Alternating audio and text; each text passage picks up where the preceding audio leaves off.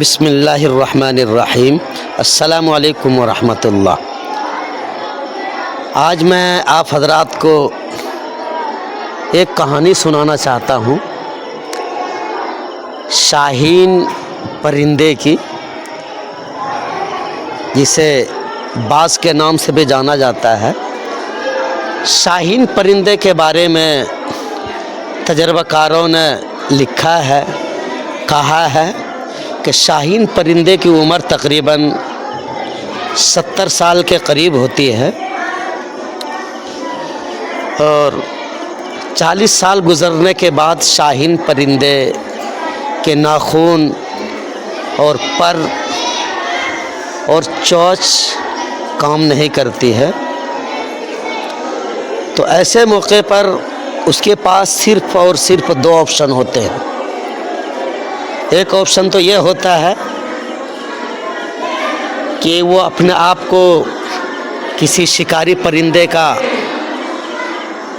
شکار بنا دے، کسی شکاری پرندے کے حوالے کر دے، اور دوسرا آپشن یہ ہوتا ہے کہ وہ اپنے ناخن پر اور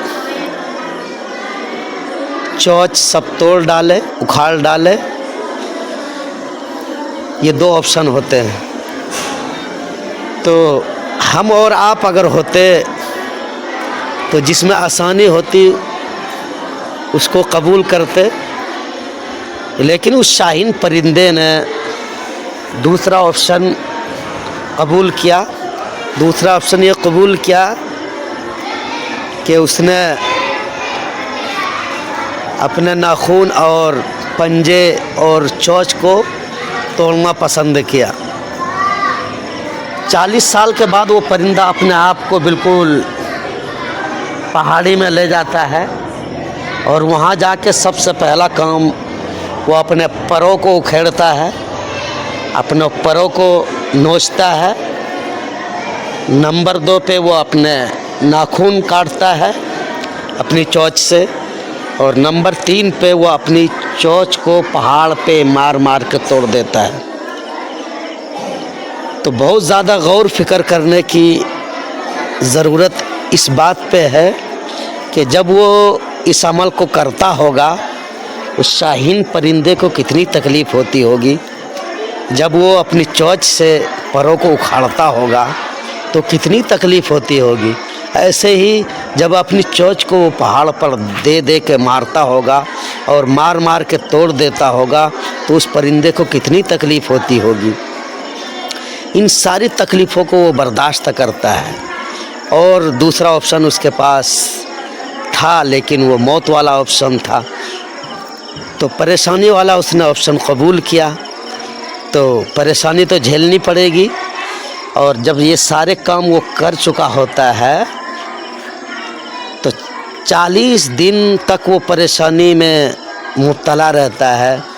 نہ کھانے کا ٹھکانہ ہے، نہ پینے کا ٹھکانہ ہے۔ کچھ مل گیا تو ٹھیک ہے زندگی بسر کرنے کے لیے، تو 40 دن تک اسی پریشانی میں گزارتا ہے وہ۔ 40 دن کے بعد وہ پھر اس کے نئے پر آ جاتے ہیں، نئے ناخن آ جاتے ہیں، نئی چونچ آ جاتی ہے، پھر وہ اڑنے کے قابل ہو جاتا ہے۔ پھر وہ اسی طریقے سے اس کے ناخن پر اور چونچ ہو جاتی ہے، پھر وہ ایسے ہی پرندوں کا بادشاہ ہو جاتا ہے۔